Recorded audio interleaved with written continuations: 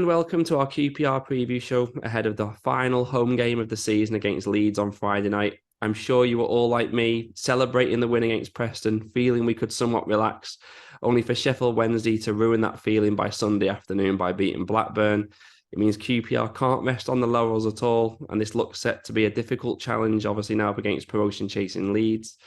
A little bit difficult to know where to start this week with all the relegation permutations, but we'll get onto them later. First, let's look back at Preston, Dave. As usual with QPR, not a match we could ever really enjoy. Tense right up to the final whistle. Yeah, it was a tough game, wasn't it? I mean, Preston were sort of on the beach, but they always had a threat about them, didn't they? I mean, they could have took the lead early on, but our inability to score a second goal was the problem, wasn't it? I mean, once we won up, you thought we were going to be all right, but we just couldn't get that second goal. And the longer it went, you just thought, oh no, they're going to nick one near the end. And they did have a few half chances the last few minutes. But it was just a case of getting the job done, wasn't it? They got the win. They had to win that game, especially with the other results when they couldn't afford not to win that. Yeah, definitely. I mean, at this stage, as you're saying, it doesn't matter how we win as long as we get the win. But as always seems to be the case, we just don't kill off games, do we? I think every win we've had this year has been by a single goal. Makes it incredibly nervy. And we have to acknowledge it did take the Preston goalkeeper dropping it on a plate for us to score. Yeah. Just shows again, doesn't it, that our resurrection this season has been built on a solid defence. Yeah, he's made us just such a well-organised team. You know, I thought at the back at the weekend they were really good. Cook and Clark-Salter in particular were fantastic. They really dominated at the back and, you know, they were cutting out all the problems. They did really well and, you know, they deserved that clean sheet. It was just a worry that there was going to be a mistake near the end, wasn't there? But, you know, it's been the problem all season. They just not got enough goals in them, this team, you know. The amount of chances they create, they should be well clear by now, but they just can't kill teams off. Yeah. It's strange because it's not like we don't create chances, but we still don't score goals no matter how many chances we seem to create. I think with the defence, what's impressive for me is that none of the January signings were defenders. So it's remarkable what the manager's done with the same defence, basically, that was conceding 3 or 4 every week before he arrived. And you're right to highlight Cook and Clark-Salter. They were superb against Preston. We have to mention the Asmir Begovic save as well, don't we? Because we give him some stick when he makes some errors, but that was probably his most important moment in a QPR shirt, do you think? Yeah, I mean, that first goal was key at the weekend. If they'd have scored that one, which they could easily have done, I think we'd have been a right uphill struggle. We didn't have 2 goals in us, did we? So we wouldn't have won the game. But it was a good save. He did, you know, he did a lot better, Begovic.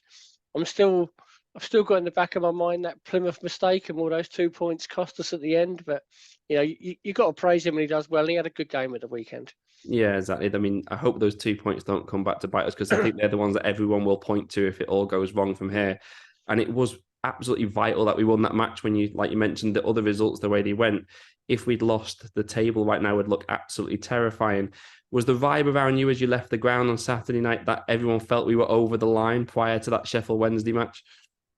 Yeah, I think everyone leaving thought it was done and it was all right. And that's how I felt. I actually slept well Saturday night for a change. And then Sunday's result happened and it's like, oh, hang on. Yeah, we're not all right, are we? So that was a massive result to win that, you know.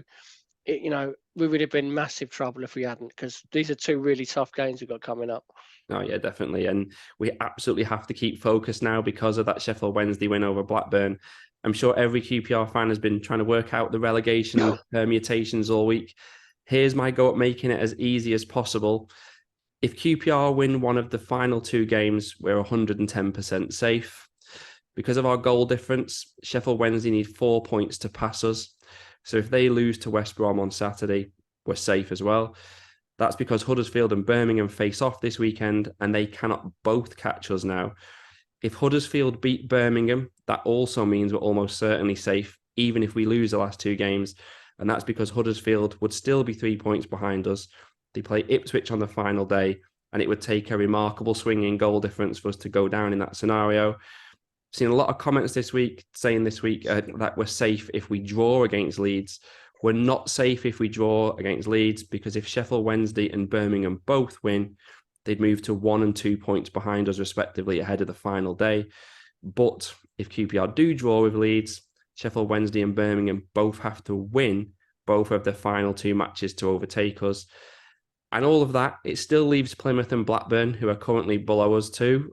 So a draw makes it incredibly unlikely that we go down, but you can never say never. Overall, QPR win, we're safe. If Sheffield Wednesday lose, we're safe. And if Birmingham lose, we're safe. Or if Birmingham lose, we're safe, I should say. Any of the three will do, unless we suddenly lose 8-0 and the goal difference dramatically swings. Are you still worried, Dave? Not as worried as I was, but I'm still a little bit nervous. I just look at it and think, can Birmingham get 4 points from them 2 games? I think they probably could, and I think Sheffield Wednesday probably can as well. So we are going to need something in these games. The ideal is that, for Huddersfield, it's do or die for them at the weekend. If they lose to Birmingham or just draw, they're done. So they have to win that game, and it's their big chance to get out of it. So hopefully they do turn up and get something. They've been a bit unlucky in recent weeks in some of their games, but really it's on us. We got ourselves. I always thought if we got to 50 points, we'd be very unlucky to get relegated. And maybe we've got enough points already, but we're still kind of looking over our shoulders a little bit. It's I've got a horrible feeling we'll be checking the results on Saturday more than what we do on Friday. Yeah, I've got the same thing. I mean, I saw something that says we have a 1.7% chance of going down when someone had worked it out, and some bookies giving out odds of 66-1 for QPR to be relegated. I'm personally not that confident right now because it could still go wrong, as I just pointed out. But the main thing is I think I'd rather be QPR than the other teams right now, that's for sure. Let's preview the match with Leeds. Leeds' recent form has not been that great, really. They only had 1 win in 5 prior to last weekend. They then beat Middlesbrough on Monday, but that was an edgy 4-3 win. They had less shots and less possession against Middlesbrough. Clearly, with so much to play, they're getting nervy now too, aren't they? Definitely. It's so tight at the top, isn't it? They have to win every game, really, to guarantee it. And I watched their last 2 games and I thought they were really poor against Blackburn. Just were quite easily shut out from that game, and you could see Blackburn were going to win that from quite early on. They were going to nick one. Against Middlesbrough, they look so good going forward, but so poor at the back. So you just don't know what to make of them. But what I worry about looking at them is you looked at their bench and the players coming on. It's like any of them would probably be our best player if they played for us, and they can't even get in their team. So it's definitely a difficult game for us. Definitely. If Blackburn can beat them 1-0, though, we certainly have a chance ourselves if we perform. And maybe Martí Cifuentes will use the way they played as the blueprint rather than Middlesbrough, who were just far too open and didn't get the balance right. Despite conceding 3 against Middlesbrough, Leeds still have the best defence in the league. They've got the best expected goals against as well. Not ideal when you compare that with our struggles in front of goal. No, it doesn't matter who we play against. We don't look like scoring too often, do we? When it took the goalkeeper to throw one at us the other day, didn't it? But I thought the only thing you can cling to from watching them against Middlesbrough was the space they left behind them. So maybe second half when they're pushing on, you'd think someone like Armstrong could take advantage of that on the break. I wouldn't put much money on him actually converting the chance if he got through. But there was an opportunity there. They're going to have to go for it against us, and there's no doubt. Their draw's no good to them. They've got to go for it. So there will be opportunities on the break for us. Yeah, definitely, because Ipswich is still down to them. If Ipswich win all 3 games, Ipswich still would finish above Leeds.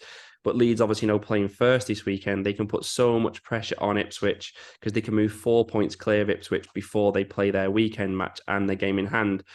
In terms of opponents we picked to play at this time of the season, it couldn't probably really be much worse, you have to say.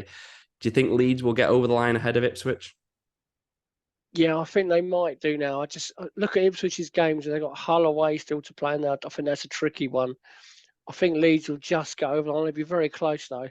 But I just think, they've got enough about them. I think they'll do it. Yeah, we've said all along we'd like Ipswich to make it, as I'm sure most neutrals would. But longer term for next season, you're actually probably better off getting Leeds and Leicester out of the league because they're just going to be up there again next season otherwise. Let's turn our attentions to QPR. One of the main talking points this week on social media and such like has been some league tables going around if you started the league when Martí Cifuentes took over, in which case we'd be 10th. If you took the table from the 18th of January for the last 3 months, we'd actually be 5th. So despite all of that, we're still having to look over our shoulders with 2 games to go. It shows you the scale of the mess we were in. And again, the miracle is work, doesn't it? Yeah, it shows you how bad those first 3 months were, really, doesn't it? I think even the start of the season, we thought we had a squad good enough to be around lower half mid-table, and that's where we should be, really. And you've seen that with the results since Cifuentes took over. But he's had to do a hell of a job to get us anywhere near staying up, to be honest. we didn't look like getting anywhere near 50 points back in October. We had like 8-9 points, something like that. It was dreadful back then. But he's done an incredible job, and just to have it in our own hands with 2 games to go, is a hell of a thing. And we just got to cling to that, really. I mean, I'd rather be in our position than the teams below us at the moment. Yeah, I think what makes it show what amazing job he's done is that this season it's actually been harder to survive than some other seasons with the points needed, etc. So he's had to get even more to keep us up, and I just still actually can't believe where he is, because I genuinely think, I think you said it a few weeks ago, we'd actually probably be in Rotherham's position if we'd stuck with Gareth Ainsworth. Yeah. So unbelievable job. Back to Leeds, they're very Hull-esque, I think, and I've seen them play with their wingers, and we know how Hull destroyed us a fortnight ago. As a result, what full-back combination are you expecting? Yeah, I think he might go with the same as last week with Dunn and Powell again. I think he'll go with them at home. It's a difficult one, though. He's going to need the wide players to support him. Now, I thought Willock did a really good job defensively last weekend, which he didn't do at Hull. And he really backed Dunn up and helped set. And he's going to have to do that, because Somerville out wide for them is absolute different class in this division. If we give him space, he's going to destroy us. So we're going to need Willock and Chair to really work defensively. So I think that's what he'll go with. We just need them to actually turn up on the night. Yeah, definitely. I think it's more the tactics we need to consider than the personnel. Against Hull, we got it wrong. We need to probably play more as we did against Leicester, where we allowed them space out wide, but we kept it tighter in the middle, no gap between the full-backs and the centre-backs. I think if he does that, he'll be fine. However, I wonder if we might see Smith in place of Willock, because they're going to have to be really defensive. But you think he's going to stick with Willock? I think he might do. I mean, you got to think of it from Willock's point of view. This is a shop window game for him, and he's out of contract in the summer. On the telly, a lot of look at it. Leeds could be a Premier League team in a couple of weeks and might be interested in him. So I think he'll play enough. He'll be looking to give a big performance. But like you say, it's going to have to be a disciplined one. He did that role quite well at Leicester. I thought we did defend where we defended the space really, where we didn't let him get anywhere in behind us, and we're going to have to do that again. I think that's what he'll go with again this time. Yeah.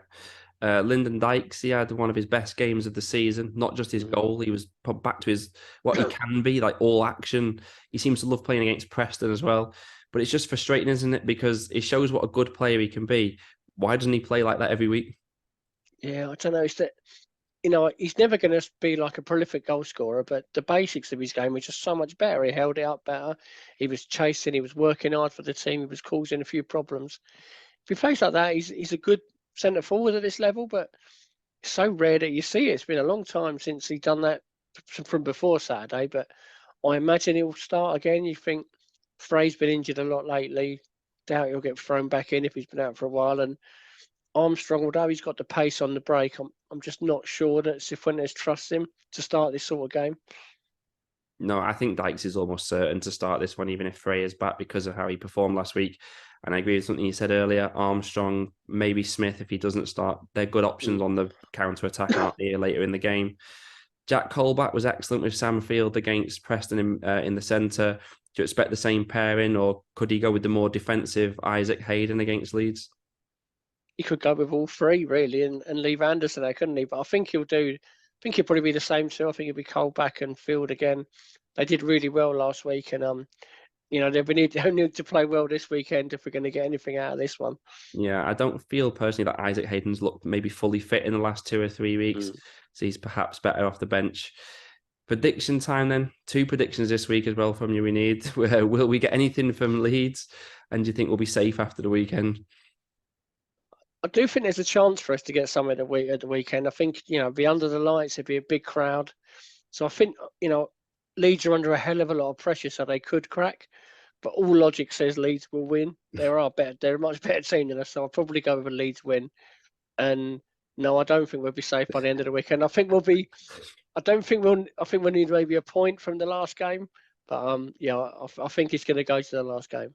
Yeah, for me, in terms of Leeds, as we've discussed, we know we struggle for goals. As we've discussed, they've got a good defence across the course of the season.